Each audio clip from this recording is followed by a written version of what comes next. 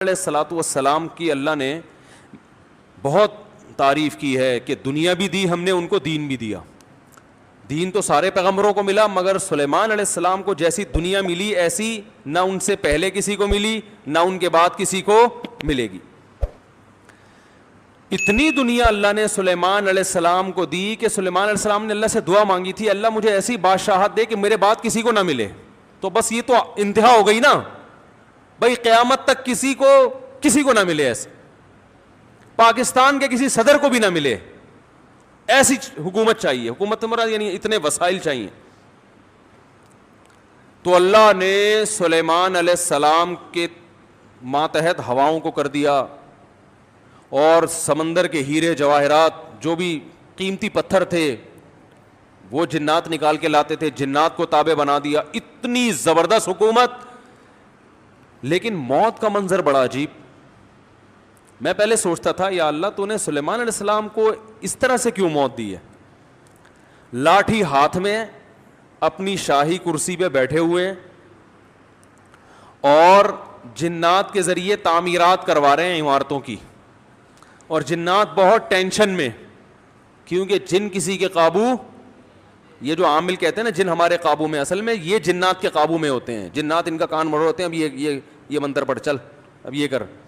جن ان کے قابو میں نہیں ہوتے. وہ تو سلیمان علیہ السلام کا معجزہ تھا کہ جنات کو قابو میں لے لیا انہوں نے. یہ کہاں سے، یہ کیا ان میں کون سے کچھ کیوں قابو آئیں گے؟ جن بولیں گے تم ہو کیا، تمہاری اوقات کیا ہے؟ جنات کوئی چھوٹی موٹی مخلوق تھوڑی ہے، عمریں لمبی ہوتی ہیں جنات کی. ایک آدمی گیا فلیٹ میں، کسی نے بتایا یہ خالی فلیٹ ہے، اس میں جنات بھوت ہیں، نہیں جا. اس نے کہا کوئی جن ون نہیں ہوتا. وہ خالی پڑا ہوا تھا بہت عرصے سے. وہ کہتے ہیں نا خالی عمارتوں میں جن بھوت آ جاتے ہیں. تو بہت عرصے سے خالی پڑا ہوا تھا، ان کو فنٹر بننے کا شوق تھا. لوگوں نے کہا بھائی نہیں جا اس میں بھوت ہیں. اس نے کہا کوئی بھوت نہیں ہوتا. گیا دروازہ نوک کیا، آواز آئی کون؟ کہنے لگا میں فلاں صاحب ہوں، آپ یہاں رہ رہے ہیں، میں نے سنا یہاں جنات ہیں، دروازہ کھولیے. اس نے دروازہ کھولا، عجیب سی گول گول آنکھیں. کہا بھائی میں نے سنا یہاں جنات ونات ہیں. کہہ رہے ہیں ایسی بکواس ہے، میں تو 500 سال سے رہ رہا ہوں، مجھے تو آج تک کوئی نظر نہیں آیا. کہنے لگا میں تو 500 سال سے رہ رہا ہوں، مجھے تو ابھی تک کوئی نظر نہیں. یہ بے ہوش یہی جن تھا بھائی، 500 سال سے انسان تو نہیں رہ سکتا. اچھا یہ عامل لوگ نا یہاں بیوقوف بناتے ہیں. ہم نے صحابی جن کو دیکھا ہے، کیونکہ جب یہ سنتے ہیں نا کہ جنات کی عمریں لمبی، تو 1400 سال پرانا جن بھی نکال کے لے آئیں گے. یہ الو بنانے کے علاوہ کچھ بھی نہیں ہے. صحابی جن کو دیکھا ہم نے، تابعی جن کو دیکھا ہم نے، اس جن کو دیکھا جس نے حضرت علی کی صحبت اٹھائی. سب بکواس کرتے ہیں. اور بعض ہمارے نیک لوگ بھی ان سے متاثر ہو جاتے ہیں، بڑے علماء بھی بعض ان سے متاثر ہو جاتے ہیں.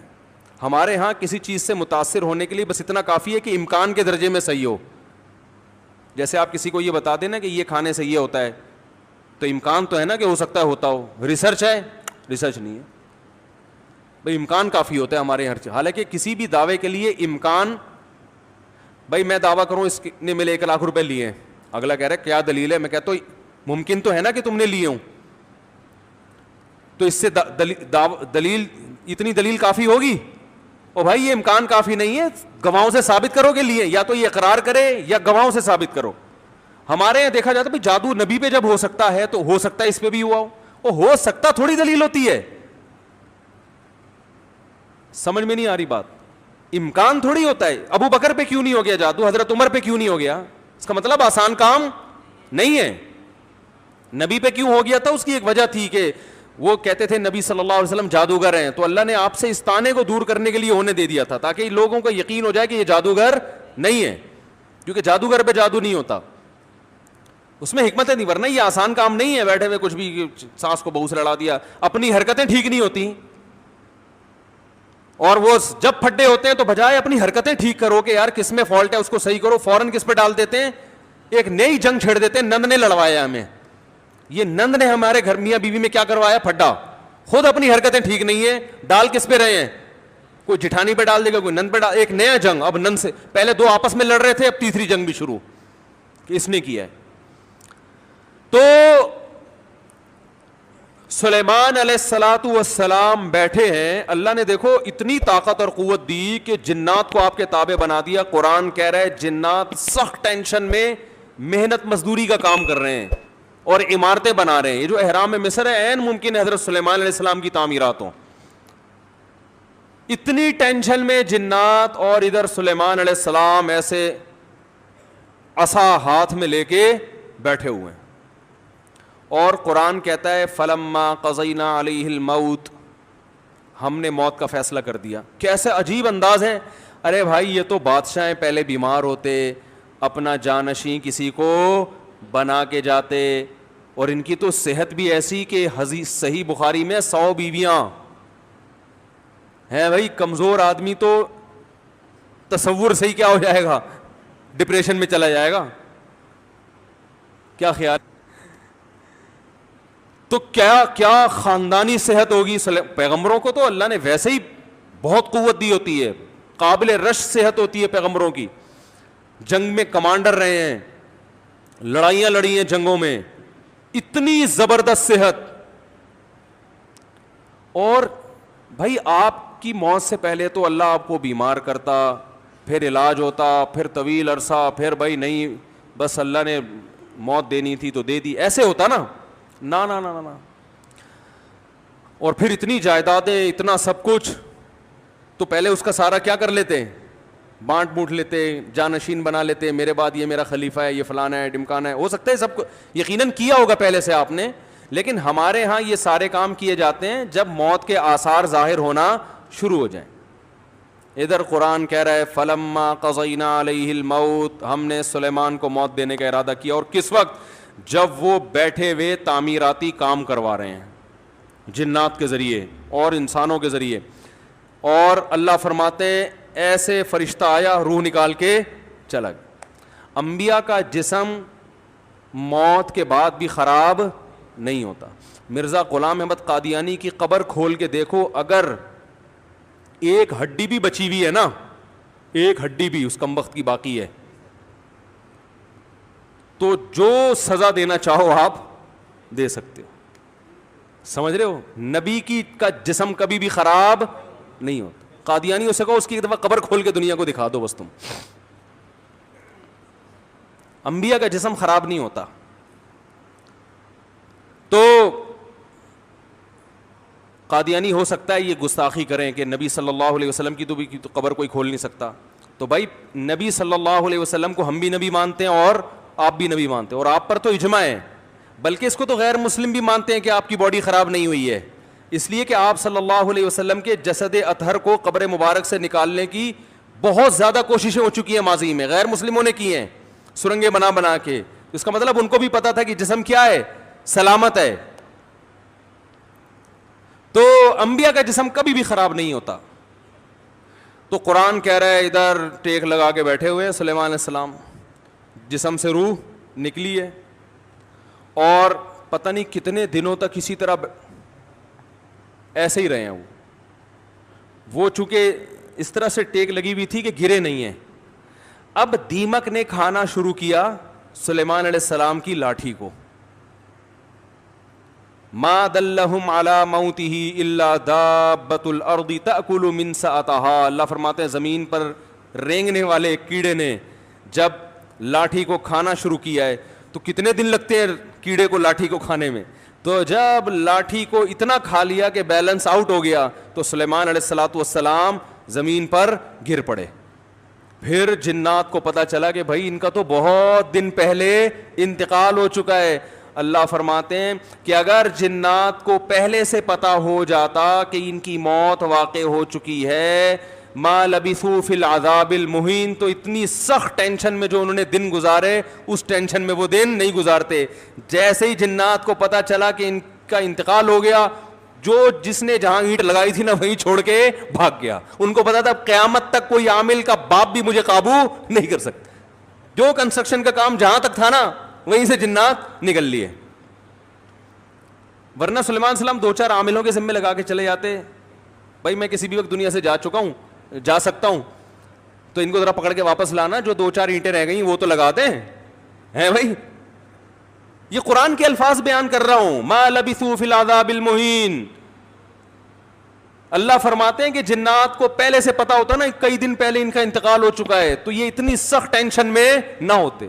وہ تو یہی دیکھ رہے ہیں یہ ہماری نگرانی کر رہے ہیں ایسے, کیونکہ چہرہ بھی بالکل اسی طرح, چہرے پہ رونق اسی طرح جیسے زندگی کے آثار ہوتے ہیں, بالکل وہی کنڈیشن. سوال پیدا ہوتا ہے, دیکھو اللہ کے ہر کام میں حکمت ہوتی ہے کہ نہیں ہوتی؟ دیکھو ہمارے نبی صلی اللہ علیہ وسلم نے میدان جنگ میں شہادت کی بہت تمنا کی ہے, لیکن آپ کو میدان جنگ میں شہادت نہیں ملی کیونکہ حکمت کے خلاف ہو جاتا. لَوَدِدتُّ أَنْ أُقْتَلَ فِي سَبِيلِ اللَّهِ ثُمَّ أُحْيَا ثُمَّ أُقْتَلَ ثُمَّ أُحْيَا ثُمَّ أُقْتَلَ ثُمَّ أُحْيَا ثُمَّ أُقْتَلَ. آپ صلی اللہ علیہ وسلم نے فرمایا میری یہ خواہش ہے, میری یہ چاہت ہے. لَوَدِدتُّ کا معنی ہوتا ہے بہت زیادہ چاہت. لَأَحْبَبْتُ نہیں فرمایا, لَوَدِدتُّ. مودت محبت سے اوپر کا درجہ ہے.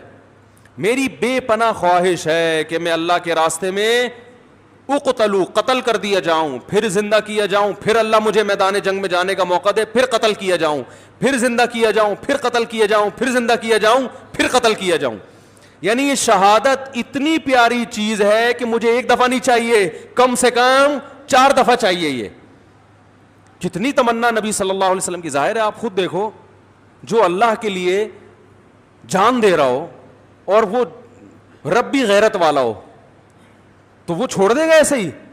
جان دینے سے بڑھ کر دنیا میں کوئی قربانی نہیں ہے. لوگ دعویٰ کرتے ہیں نا محبوب کے لیے کہ میں تمہارے لیے جان دے سکتا ہوں, یہ سب سے بڑا دعویٰ ہوتا ہے. دے نہیں سکتا وہ. محبوبہ کے چہرے پہ تھوڑی سی جھریاں آنے دو, پھر دیکھو کیا, پھر یہ جو 500 روپے بیلنس کے لیے دے رہا ہے یہ بھی نہیں دے گا. لیکن جو اللہ کے لیے جان دے گا میرے بھائی, تو اللہ تو جواد اور کریم بھی ہے, وہ تو تھوڑے پہ بہت نوازتا ہے. تو اللہ کے نبی نے فرمایا ایک دفعہ شہادت نہیں چاہیے, اتنی قیمتی چیز ایک دفعہ. اور نبی صلی اللہ علیہ وسلم نے فرمایا دیکھو اس لیے میں کہتا ہوں جو بارڈر پہ ہمارے فوجی لڑ رہے ہیں نا, ان کی قدر کیا کرو. یہ ہماری زندگیوں کے محافظ ہیں. جو ہمارے ملک کے محافظ ہیں وہ ہمارے ایمان کے اور ہمارے دین کے محافظ ہیں یا نہیں ہیں؟ تو کافر تو کھا کے ختم کر دے ہمیں 2 منٹ کے اندر. جو شہادت دینے والا ہے اس کو ہلکا مت سمجھو. جو بھی جہاں بھی اللہ کے لیے لڑ رہا ہے, مسلمانوں کا دفاع کر رہا ہے, اللہ کے ہاں اس کا مقام ہلکا نہیں ہے, بہت بڑا مقام ہے. ہم تو باتیں کر رہے ہیں, جو پریکٹیکلی لڑ کہیں بھی ہو دنیا میں, جو بھی اللہ کے لیے لڑ رہا ہے تو اللہ کی نظر میں اس کا مقام کم نہیں ہے, بہت بڑا مقام ہے. تو نبی صلی اللہ علیہ وسلم نے فرمایا قیامت کے دن شہید کو لایا جائے گا, اسے جنت کی نعمتیں دی جائیں گی. اللہ اس سے پوچھیں گے بچا تجھے کچھ اور چاہیے؟ وہ کہے گا اللہ تو نے ساری نعمتیں مجھے دے دیں, جنت میں حوریں مل گئیں, شہد کی نہریں مل گئیں, دودھ کی نہریں مل گئیں, اور کیا چاہیے؟ الم تبیض وجوہنا, تو نے ہمارے چہروں کو کیا کر دیا؟ سفید. اللہ کہے گا پھر بھی؟ تو کہے گا ایک تمنا ہے اگر تو دے سکتا ہے. یعنی دے سکتا کا مطلب تیرے قانون کا حصہ ہے کہ تو وہ دے گا لوگوں کو. وہ تمنا یہ ہے کہ اللہ دنیا میں دوبارہ بھیج, دوبارہ تیری راہ میں لڑوں اور دوبارہ قتل کیا جائے مجھے, کیونکہ جو تیری راہ میں مرنے کی لذت تھی وہ لذت جنت میں حاصل نہیں ہو رہی. وہ ایک الگ ہی چیز ہے نا. یہ احساس انسان کو بڑا کر دیتا ہے کہ میں کس کے لیے جان دے رہا ہوں؟ اللہ کے لیے. تو وہ مزہ نہیں ہے. یہ جسمانی لذتیں ہیں جو جنت میں آ رہی ہیں, وہ لذت تھی روحانی, وہ لذت نہیں ہے. تو 4 دفعہ نبی صلی اللہ علیہ وسلم نے شہادت کی تمنا کی ہے کہ بار بار یہ عمل ہو. اور آخر ختم کس پر کیا؟ ثم اقتل. ہم ہوتے ہم کہتے ہیں اللہ میرا دل چاہتا ہے میں تیری راستے میں قتل کیے جاؤں, پھر شہید کیے جاؤں, پھر قتل کیے جاؤں, قتل کیے جاؤں, پھر زندہ کیے جاؤں, پھر قتل کیے جاؤں, پھر زندہ کیے جاؤں, پھر قتل کیے جاؤں, پھر زندہ کیے جاؤں, پھر قتل کیے جاؤں, پھر زندہ کر کے چھوڑ دیا جاؤں. اینڈ کہاں ہوتا ہمارا بھائی؟ ہے بھائی کہ پھر 4 دفعہ شہادت کا ثواب حاصل کر کے پھر اپنی لائف کو میں کیا کروں گا بھائی؟ انجوائے کروں گا. نا نا نا نا نا. نبی نے ختم کہاں کیا؟ بولو بھائی, قتل پہ. اینڈ کیا ہونا چاہیے؟ تیری راہ میں قتل, تیری راہ میں قتل, انجام یہاں ہونا چاہیے. اس کے باوجود آپ صلی اللہ علیہ وسلم کو میدان جنگ میں شہادت نہیں ملی. آپ کی موت شہادت سے ہی ہوئی ہے, اس لیے کہ وہ یہودی نے زہر پلایا تھا تو اس کے آثار تھے کہ آخر وقت میں آپ پر بخار آیا. لیکن جو میدان جنگ کی شہادت ہوتی ہے نا, جس کی نبی تمنا کر رہے ہیں, وہ والی شہادت نہیں ملی. کیوں؟ حکمت تھی کہ اگر آپ کی میدان جنگ میں شہادت ہوتی تو غیر مسلم کافر یہ کہتے کہ آپ اپنے مشن کو مکمل کیے بغیر دنیا سے چلے گئے. تو آپ آخری نبی ہیں, آخری نبی جب تک اپنے مشن کو مکمل نہیں کر لیں گے تو اس وقت تک آپ پر موت واقع نہیں ہو سکتی. اور یہ طبعی موت میں ہو سکتا ہے, کیونکہ جب طبعی طور پر انسان کی موت واقع ہوتی ہے اس کو وصیت کا موقع ملتا ہے, اسے سب جو ہے نا سارے کام کرنے کا, سمیٹنے کا موقع ملتا ہے.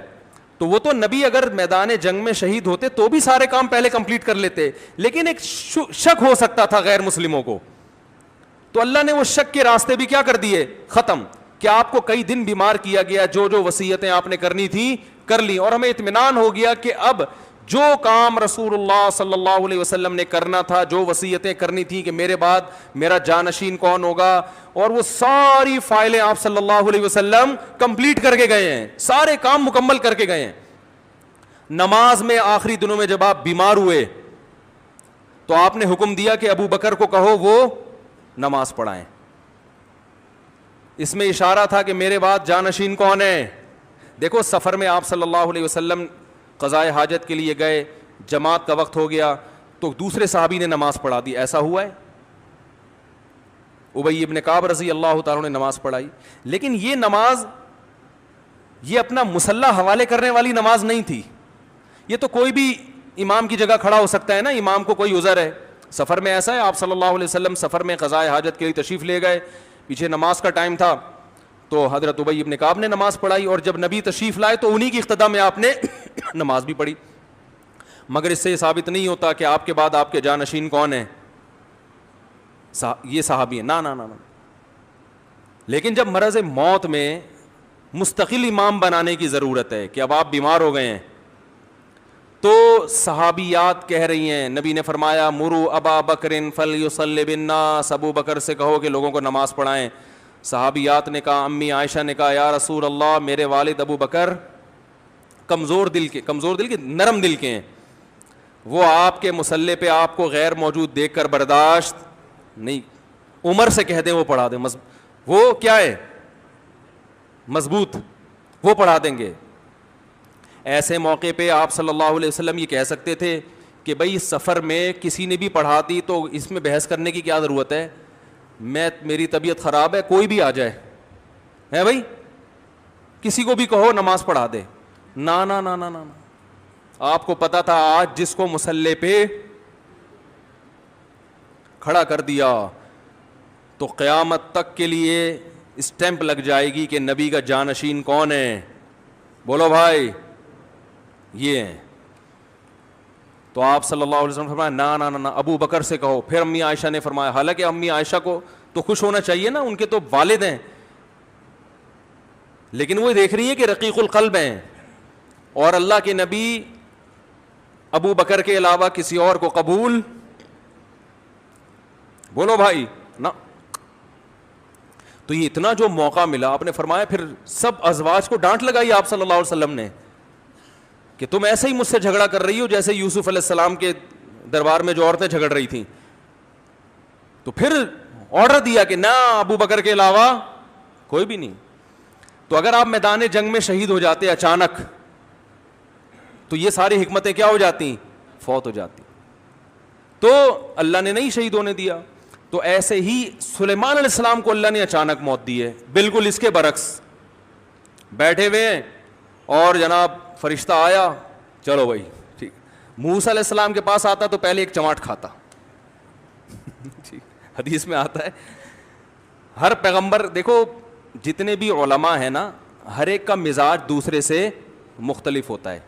مزاج کو دیکھ کے کبھی فیصلہ نہ کیا کرو یہ صحیح ہے یہ غلط ہے. بعض کا مزاج جلالی ہوتا ہے, بعض کا مزاج نرم ہوتا ہے. تو جو نرم مزاج علماء کے پاس رہے ہیں, جب کسی جلالی سے واسطہ پڑتا ہے تو کہتے ہیں ان کے اخلاق ٹھیک نہیں ہے.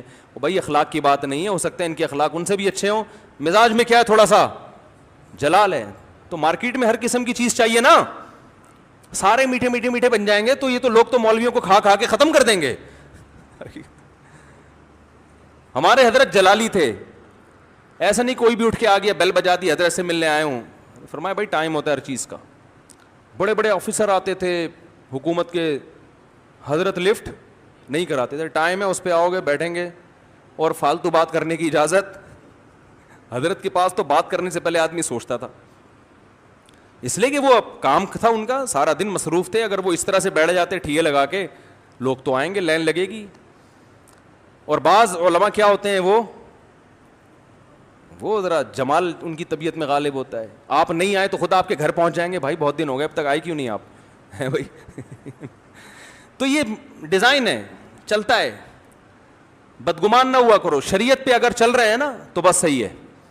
تو موسیٰ علیہ السلام تھے کیا, جلالی. حدیث میں آتا ہے ان کے پاس فرشتہ آیا انسانی شکل میں. موسیٰ علیہ السلام نے پوچھا کیسے آنا ہوا, کون ہو بھائی؟ انہوں نے کہا موت کا فرشتہ ہوں, آپ کی جان لینے کے لیے آیا ہوں, آپ کی جان لینے کے لیے. حضرت موسیٰ نے ایک زور سے لگایا تماچا, حدیث میں آتا ہے آنکھ نکل کے گر گئی ان کی. پھر اللہ میاں کے پاس گئے, اللہ اپنے کس بندے کے پاس تو نے مجھے بھیج دیا. اب سوال یہ پیدا ہوتا ہے کہ حضرت موسیٰ نے تھپڑ کیوں مارا ہو. اب اس کی تو ظاہر ہے پیغمبر کوئی غلط کام تو کرتے نہیں ہیں, تو بہت ساری لاجک میرے ذہن میں یہ آتا ہے کہ ان کو یہ فرشتے کا اسٹائل پسند نہیں آیا. شاید یہی وجہ ہو سکتی ہے. کیسے ایکسکیوز کر رہے ہو آ کے, جیسے کوئی ہدیہ دینے کے لیے آئے ہو. جیسے وہ ایک آدمی کی شادی ہوئی نا, تو دلہن کے پاس گیا تو اب سمجھ میں نہیں آ رہا تھا بات چیت کی ابتدا کیسے ہو, بغیر تمہید کے شروع ہو جائیں تو بولے گی وہ پھوڑ پتہ نہیں اس کو تو بات چیت نہیں آتی. تو اب گھنٹہ بیٹھ کے سوچ رہے کہ بات چیت شروع کیسے کروں. بعض لوگ ادب کے مارے ہوئے ہوتے ہیں نا, ارے بھائی تو جیسے بھی چاہ سمجھ میں آ رہا ہے شروع کر دے. ادب کا مارا ہوا تھا بیچارہ, اردو ادب کا. تو کافی دیر سوچنے کے بعد کہتا ہے کل میری آپ سے شادی ہوئی تھی, اس سلسلے میں حاضر ہوا ہوں. کل میری آپ سے شادی ہوئی تھی, اس سلسلے میں حاضر ہوا.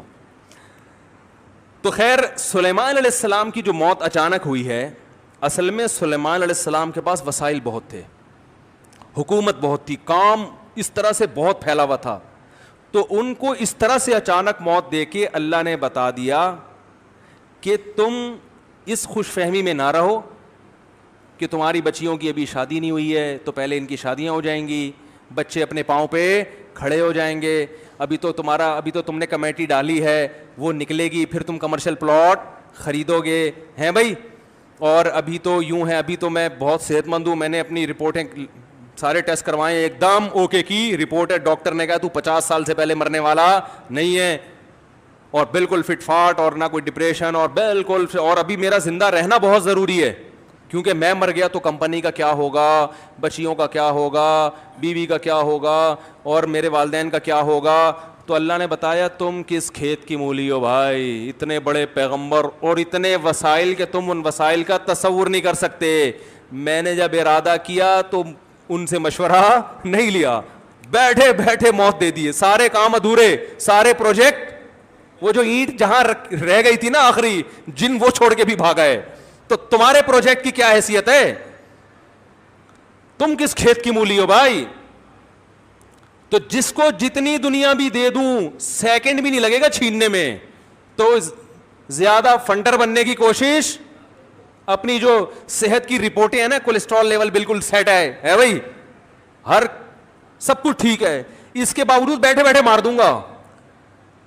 وہ ہمارے یہاں بہاریوں میں مشہور ہے کہ جب موت آتی ہے نا, اونٹ پہ بیٹھے ہوئے آدمی کو کتا کاٹ لیتا ہے, جو نہ کٹے آری سے کہتے ہیں نا, وہ کٹے بہاری سے. تو ان باتوں کی وجہ سے تو کہتے ہیں لوگ, ویسے بہت اچھے لوگ ہوتے ہیں, کوئی ناراض نہ ہو جاؤ بھائی, لیکن باتیں بہرحال بہت ٹائٹ کرتے ہیں. جو نہ کٹے آری سے کہتے ہیں وہ کٹے. تو اونٹ پہ بیٹھے ہوئے آدمی کو کیا کاٹ لیتا ہے. ہمارے بہاری دوست تھے, ابھی بھی ہیں, تھے کیا, بیان بھی سنتے ہوں گے انشاءاللہ. وہ ایک کہتے تھے مفتی صاحب جب شامت آتی ہے تو اونٹ پہ بیٹھے ہوئے آدمی کو, میں نے کہا یار باتیں تمہاری بڑی ٹائٹ ہیں یار, اونٹ پہ بیٹھے ہوئے آدمی کو کیا کاٹ لیتا ہے؟ کتا. تو ہم اور آپ کس کھیت کی مولی ہیں بھائی. ہمارے ایک دوست تھے, بڑے مالدار بھی تھے, اور مدرسے میں ہمارے ساتھ پڑھا کرتے تھے, اکلوتے بیٹے تھے والدین کے. والدین نے ان کو عالم بنانے کے لیے سارے وسائل لگا دیے. جب عالم بن کے فارغ ہوئے, ایکسیڈنٹ میں ان کی موت واقع ہو گئی. اب یہی لوگ مجھ سے پوچھ رہے تھے یار ان کے تو والدین کا سارا محنت ضائع ہو گئی. میں نے کہا ضائع تو نہیں ہوئی, آخرت میں ذخیرہ, لیکن کام تو نہیں ہو سکا نا جو والدین چاہتے تھے. میں نے کہا بھائی اللہ کہہ رہے ہیں ان کی موت میں کیا حکمت ہے؟ میں نے کہا ان کی موت میں یہ حکمت ہے, اللہ نے بتا دیا میں کسی کو کسی بھی وقت مار سکتا. کوئی بھی کسی بھی ٹائم پہ دنیا میں جا سکتا ہے, چاہے ملک کا بیڑا غرق ہو جائے, گھر کا بیڑا غرق ہو جائے, یا سارے کاروبار کا بیڑا غرق ہو جائے, تعلیم ادھوری رہ جائے, کچھ بھی ہو جائے, سارے پروجیکٹ کی ایسی کی تیسی ہو جائے. اس لیے اللہ کو اپنے حساب سے مت چلاؤ, اپنے آپ کو اللہ کے حساب سے چلانا شروع کر دو. موت کو اپنے حساب سے مینج مت کرو, موت کے حساب سے خود مینج ہو جاؤ. پہلے سے وصیتیں لکھ کے رکھو, اگر یہ اینٹ لگنے سے پہلے میں مر گیا تو کیا ہوگا, یہ اگلی اینٹ کون لگائے گا؟ صحیح ہے نا. تو ہم لوگ موت کو مانتے ہیں, موت کے لیے تیار